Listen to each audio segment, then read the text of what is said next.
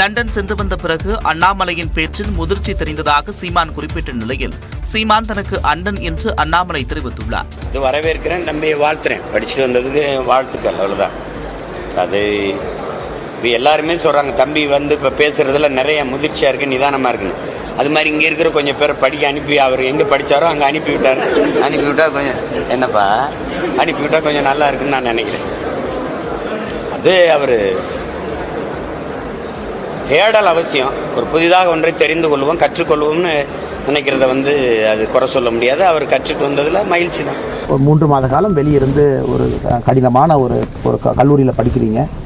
நிறைய விஷயங்கள் நம்ம செய்யக்கூடிய தவறுகளை நம்ம பார்க்குறோம், நம்ம செய்யக்கூடிய நல்ல விஷயங்களை பார்க்குறோம். ஒரு மனிதனுக்கு வந்துங்கன்னா அப்பப்போ நம்ம கண்ணாடி பார்க்கணுங்கன்னா இந்த விஷயத்தை என்ன பெட்டராக பண்ணலாமா, இன்னும் கொஞ்சம் நல்லா ஹேண்டில் பண்ணலாமான்னு அப்பப்போ நாமளும் முதிர்ச்சியை காட்டணும் இல்லைங்கண்ணா. இல்லாட்டி 36 வயசில் சின்ன பையன் அரசியலுக்கு வந்துட்டான் அப்படின்னு என்ன சொல்கிறத விட, அரசியல் வந்த பிறகு அண்ணாமலை தன்னை இம்ப்ரூவ் பண்ணிக்கிறாரு, கொஞ்சம் கொஞ்சமாக அவருடைய குறைகளை நிவர்த்தி பண்ணுறாருன்னு யாராச்சும் சொன்னாங்கன்னா அந்த கருத்தை நான் ஏற்றுக்கிறேங்கன்னா. நிறைய தவறுகள் செய்திருக்கின்றேன், அதை சுட்டி காட்டும் பொழுது கண்ணாடியை பார்க்குறேன், எனக்கு திருத்திக்கிறேன். நல்ல விஷயம் செய்யும் பொழுது பாராட்டுறீங்க, அதையும் ஏற்றுக்கிறேங்கன்னா. அதனால் சீமானனை பொறுத்தவரை ஒரு அண்ணன், மாறுபட்ட கோணம், வேறு வேறு பாதை, சித்தாந்தம் வேறு, எல்லாம் வேறு. அரசியல் இருக்கும், 2 பேரும் தமிழ்நாட்டுக்காகத்தாங்க இருக்கும், அதில் தவறு இது இல்லையா. திமுக ஆட்சியை விமர்சித்த ஆதவ் அர்ஜுனாவுக்கு விளக்கம் கேட்டு நோட்டீஸ் அனுப்பப்படும் என்று திருமாவளவன் தெரிவித்துள்ளார். அம்பேத்கர் பற்றிய புத்தக வெளியீட்டு விழாவில் திமுக ஆட்சியை விமர்சிக்கும் வகையில் மன்னராட்சி முறையை ஒழிக்க வேண்டும் என்று பேசிய ஆதவ் அர்ஜுனாவுக்கு கட்சி சார்பில் விளக்கம் கேட்டு நோட்டீஸ் அளிக்கப்படும் என்று விடுதலை சிறுத்தைகள் கட்சி தலைவர் திருமாவளவன் கூறியுள்ளார். சென்னை விமான நிலையத்தில் நியூஸ் 18 தமிழ்நாடு தொலைக்காட்சி செய்தியாளர் செல்வகுமாருக்கு பிரத்யேக பேட்டியளித்த திருமாவளவன் குடும்ப அரசியல் பற்றி ஆதவ் பேசியது முற்றிலும் தவறானது என்றார். ஆதவ் அர்ஜுன் ஒரு குடும்ப ஆட்சி நடக்கிறது என்பதை மறைமுகமாக சொல்வதாகத்தான் நாம் புரிந்து கொள்ள வேண்டியிருக்கிறது. அது தவறு. அதை விடுதலை சிறுத்தைகள் கட்சி மறுக்கிறது. மக்களால் தேர்ந்தெடுக்கப்பட்ட ஒரு அரசு இங்கே இயங்கிக் கொண்டிருக்கிறது. அந்த அரசின் மீது வெவ்வேறு விமர்சனங்கள் இருக்கலாம். ஆனால் அதை மன்னராட்சி முறை என்று விமர்சிப்பது ஏற்புடையதல்ல. அதற்கு விளக்கம் கேட்டு ஆதவ் அர்ஜுன் அவர்களுக்கு கட்சியின் சார்பில் நோட்டீஸ் அனுப்ப இருக்கிறோம். அரசியல் பேச வேண்டாம் என்று சொல்லியும் புத்தக வெளியீட்டு விழாவில் ஆதவ் அர்ஜுனா அரசியல் பேசியுள்ளதாகவும் திருமாவளவன் குறிப்பிட்டார்.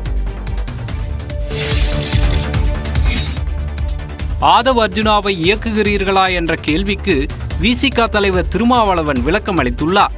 சென்னை விமான நிலையத்தில் நியூஸ் 18 தமிழ்நாடு செய்தியாளர் செல்வகுமாருக்கு திருமாவளவன் பேட்டி ஒன்றை அளித்தார். அப்போது பேசிய திருமாவளவன் ஆதவை வைத்து பேச வேண்டிய தேவை தமக்கு இல்லை என்று தெளிவுபடுத்தினார். திரு திருமாவளவன் அவர்களை பொறுத்த மட்டில் தன்னால் பேச முடியாததை, தன்னால் கேட்டு பெற முடியாததை ஆதவ் அர்ஜுன் மூலமாக வைத்துதான் அவர் பின்னால் இருந்து அவரை இயக்குகிறார் அப்படிங்கிற குற்றச்சாட்டு இருக்கு. நீங்க திரு ஆதவ் அர்ஜுனை இயக்குறதா ஒரு குற்றச்சாட்டு இருக்கு. முதல் முறையா நீங்க இப்படி சொல்லுங்க. எல்லாருமே இதுவரை என்ன சொன்னாங்கன்னா ஆதவ் அர்ஜுன் தான் திருமாவளவனை இயக்குகிறார். உங்களுக்கு யார் இந்த கேள்வியை எழுப்பி கொடுத்தாங்கன்னு தெரியல. முதல் முறையா அந்த கேள்வி எழுப்புறீங்க. ஆதவ் அர்ஜுனை வைத்து யாருக்கு நான் இந்த அழுத்தத்தை கொடுக்க போகிறேன்? நீங்க கேட்க வேண்டியதெல்லாம் யார்? அதுக்கு நான் நேரடியாக பேசுவேன். என்னிட்ட பேசுறதுக்கு, அதாவது அவரு முதல்வரோடு பேசுறதுக்கு என்ன தொடர்பு இல்லையா? சந்திக்க முடியாதா? அது தவறான ஒரு யூகம்.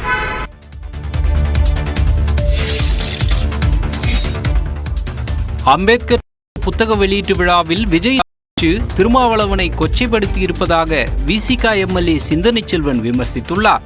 நியூஸ் 18 தமிழ்நாடு தொலைக்காட்சியின் சொல்லதிகாரம் நிகழ்ச்சியில் அவர் இதனை குறிப்பிட்டார். எந்த நிர்பந்தமும் இல்ல. நண்பர் விஜய் ரொம்ப புரிதலற்று இதை பேசியிருக்கிறாரு. அதுக்காக நான் வருத்தப்படுறேன். நான் ஒன்றும் தப்பா எடுத்துக்கல. ஆனா அது ரொம்ப தவறான ஒரு புரிதல். அது கொச்சைப்படுத்துகிற புரிதல்.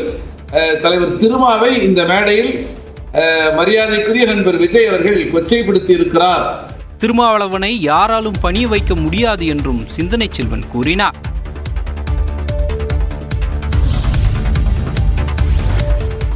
நடிகர் விஜய் கட்சி ஆரம்பித்திருப்பது விசிகாவோடு கூட்டணி சேர வேண்டும் என்பதற்கு தானா என எண்ண தோன்றுவதாக விசிக பொதுச் செயலாளர் ரவிக்குமார் விமர்சித்துள்ளார்.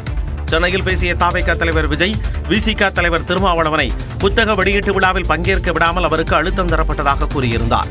இந்நிலையில் இதுகுறித்து தனது எக்ஸ் பக்கத்தில் கருத்து தெரிவித்துள்ள விசிக பொதுச் செயலாளர் ரவிக்குமார், தனது கட்சி தலைவர் திருமாவளவன் அறிக்கை கொடுத்த பிறகும் அவரை பற்றி தாவேகா தலைவர் விஜய் பேசியதை பார்த்தால் தாவேகா தொடங்கியதே விசிகாவுடன் கூட்டணி சேர வேண்டும் என்பதற்கு தானா என எண்ண தோன்றுவதாக கூறியுள்ளார். மேலும் நடிகர் ரஜினிகாந்தை எவரும் எளிதாக புரிந்து கொள்ள முடியும் என பதிவிட்டுள்ள ரவிக்குமார், திரைப்பட ஒப்பனை அளவுக்கு கூட அரசியல் ஒப்பனைகள் கிடையாது என காட்டினார்.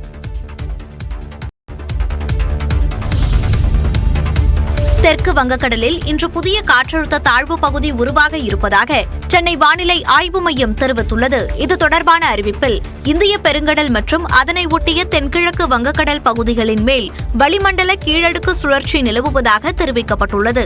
இது தெற்கு வங்கக்கடலின் மத்திய பகுதிகளில் இன்று காற்றழுத்த தாழ்வு பகுதியாக வலுப்பெறும் என வானிலை ஆய்வு மையம் கணித்துள்ளது. மேலும் மேற்கு வடமேற்கு திசையில் நகர்ந்து அடுத்த வாரம் வியாழக்கிழமை இலங்கை தமிழ்நாடு கடற்கரையை நோக்கி நகரும் என கூறப்பட்டுள்ளது. இதனால் வரும் புதன் மற்றும் வியாழனன்று மயிலாடுதுறை, நாகப்பட்டினம், திருவாரூர், தஞ்சாவூரில் கனமழை பெய்யும் என வானிலை ஆய்வு மையம் தெரிவித்துள்ளது. இதேபோன்று புதுக்கோட்டை, ராமநாதபுரம் மற்றும் காரைக்காலிலும் புதன் மற்றும் வியாழக்கிழமையன்று கனமழை பெய்யக்கூடும் என கணிக்கப்பட்டுள்ளது. செங்கல்பட்டு, விழுப்புரம், கடலூர், புதுச்சேரியிலும் அடுத்த வாரம் வியாழக்கிழமை கனமழைக்கு வாய்ப்பிருப்பதாக வானிலை ஆய்வு மையம் தெரிவித்துள்ளது.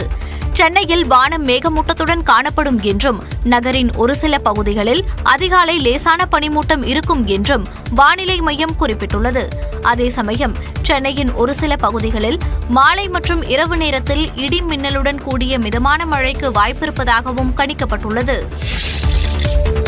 பாபர் மசூதி இடிப்பு தினத்தையொட்டி வழிபாட்டு தலங்களை பாதுகாக்க கோரி தமுமுக சார்பில் தமிழ்நாட்டில் பல்வேறு இடங்களில் ஆர்ப்பாட்டம் நடைபெற்றது.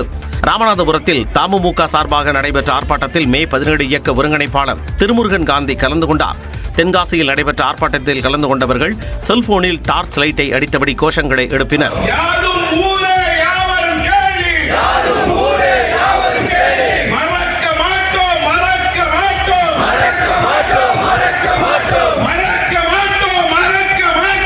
சேலம் கோட்டை மைதானத்தில் தமுமுக சார்பில் நடைபெற்ற ஆர்ப்பாட்டத்தில் விடுதலை சிறுத்தைகள் கட்சியின் துணை பொதுச் செயலாளர் வன்னியரசு உள்ளிட்டோர் பங்கேற்றனர். அதேபோல திருவாரூர், தஞ்சாவூர், நாகை, மயிலாடுதுறை மாவட்டங்களைச் சேர்ந்த 3000த்திற்கும் மேற்பட்ட தமுமுகவினர் திருவாரூரில் ஆர்ப்பாட்டம் நடத்தினர்.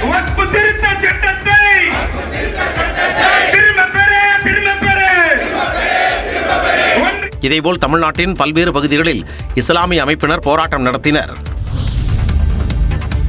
வருமானத்திற்கு அதிகமாக சொத்து சேர்த்த வழக்கில் தூத்துக்குடி ஆட்சியர் அலுவலக அதிகாரி மற்றும் அவரது கணவருக்கு 3 ஆண்டு சிறை தண்டனை விதிக்கப்பட்டுள்ளது.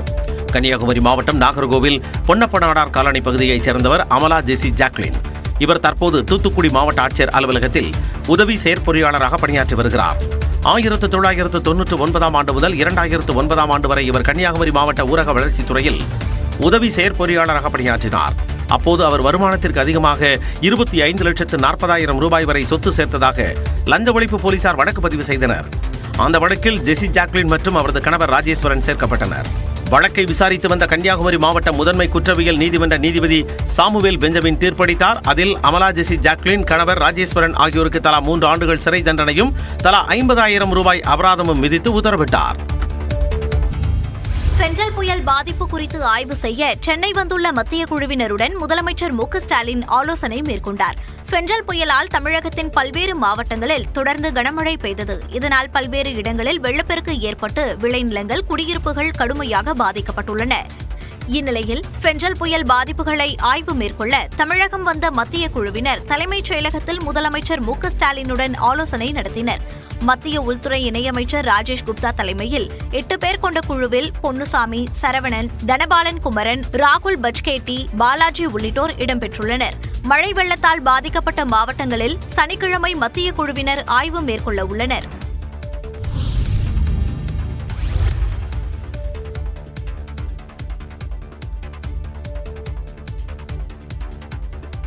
தமிழ்நாட்டுக்கு 6,675 கோடி ரூபாய் நிவாரண நிதியை வழங்க பரிந்துரைத்திட வேண்டும் என்று மத்திய குழுவினரிடம் முதலமைச்சர் மு.க.ஸ்டாலின் வலியுறுத்தியுள்ளார்.